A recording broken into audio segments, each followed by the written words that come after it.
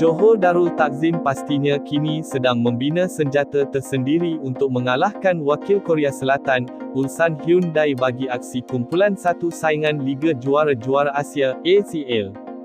Aksi penting di Stadium Sultan Ibrahim, SSI, itu bukan sahaja sebagai jalan bagi mendapatkan tiket ke pusingan seterusnya, malah ia adalah peluang Harimau Selatan untuk membalas dendam susulan kekalahan dalam perlawanan pertama.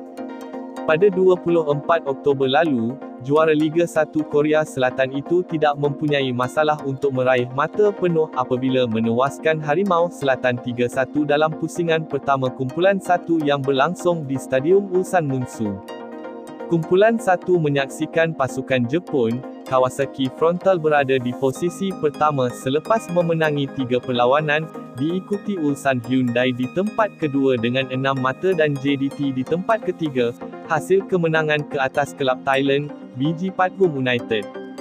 Walaupun di atas kertas, pasukan gegasi Korea Selatan itu dijangka boleh menewaskan juara bertahan Liga Super tersebut, namun segalanya tidak mustahil kerana pada musim lepas, JDT membuat kejutan menewaskan Ulsan dalam kedua-dua aksi peringkat kumpulan. Peluang tampak tipis jika melihat pada prestasi Ulsan Hyundai musim ini, namun juara bertahan Piala FA tersebut masih berkesempatan merampas mata sekiranya Harimau Selatan melakukan strategi yang betul dalam aksi kedua itu.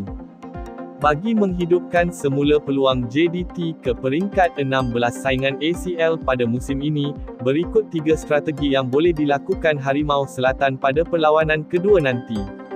Pertama, perubahan line-up. Pengendali Harimau Selatan, Esteban Solari, meletakkan Bergson Da Silva, Arif Aiman Hanapi dan Heberty Fernandez di bahagian serangan, namun percaturan itu kurang berhasil apabila tiada sebarang gol dicetak Harimau Selatan. Bermula pada separuh masa kedua pula, pengendali Argentina itu membuat pertukaran drastik dengan mengeluarkan pemain tengah bertahan, Hong Wan, dan digantikan Fernando Forestieri sebelum 8 minit kemudian, penyerang sayap itu membuat hantaran kepada Bergson untuk meraih gol pembukaan JDT. Meskipun perubahan itu menyaksikan dua pemain dengan peranan berbeza digantikan, ia menjadi bukti bahawa Solari perlu membuat perubahan sekiranya mahu memburu gol. Selain perlu meletakkan Forestieri sebagai kesebelasan utama menggantikan Hong Wan nanti, Solari juga boleh mempertimbangkan untuk memberi peluang kepada Feroz Baharudin menjadi tonggak utama bertemu Ulsan Hyundai nanti. Jika dibandingkan dengan Shane Lowry, pemain pertahanan muda negara itu lebih serasi bergandingan dengan ketua pasukan, Jordi Amat, di bahagian bertengah untuk mengekang jentera serangan skuad Tigers. Kedua, ubah taktikal. Perlawanan pertama Harimau Selatan menentang Ulsan Hyundai boleh menjadi iktibar kepada Solari apabila mereka menggunakan taktikal 3-4-2-1, yang mana permainan sedikit bertahan itu memberi peluang kepada pasukan tuan rumah mendapatkan jaringan awal. Beraksi sebagai pasukan pelawat yang memandang rendah kekuatan Ulsan Hyundai dan cuaca sejuk di Korea Selatan, berkemungkinan menyukarkan untuk Harimau Selatan membuat permainan pantas serta memberi tekanan awal untuk memenangi bola. Berbeza ketika aksi bertemu wakil Thailand, BG Pathum, Harimau Selatan membuat taktikal kebiasaan mereka iaitu 4-3-3, dan cara itu nyata berhasil apabila JDT mendapat dua jaringan awal pada separuh masa pertama.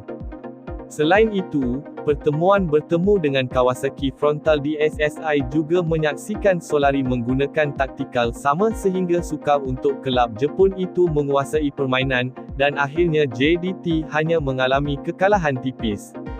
Oleh itu, kelebihan beraksi di laman sendiri pasti memberi peluang kepada Solari untuk menggunakan formasi 4-3-3 bagi meraih mata penuh, sekaligus membuka peluang kembali untuk melayakkan diri ke pusingan seterusnya. Ketiga, penyokong penuhkan stadium. Kekuatan sebuah pasukan bola sepak adalah sokongan padu daripada penyokongnya, yang mana kehadiran mereka dapat memberi tonik tambahan untuk barisan pemain dan sekaligus menjadi senjata menjatuhkan moral pemain lawan. Barisan pemain, kejurulatihan dan pengurusan Harimau Selatan pasti mengharapkan gelanggang keramat JDT akan menjadi lautan merah biru, kerana yakin elemen pasukan Harimau Selatan serta penyokong akan membawa perbezaan tersendiri dalam perlawanan penting itu. Beraksi di gelanggang sendiri dan dibanjiri dengan penyokong membuahkan hasil apabila dalam kedua-dua perlawanan peringkat kumpulan pada saingan 2022, Harimau Selatan dengan mudahnya mendapatkan 3 mata penuh. Justru itu, misi mendapatkan kemenangan ke atas Ulsan Hyundai itu boleh dilaksanakan jika penyokong The Southern Tigers boleh mendapatkan penonton seramai 40,000 di Stadium Sultan Ibrahim, sesuai dengan kapasiti gelanggang keramat JDT itu.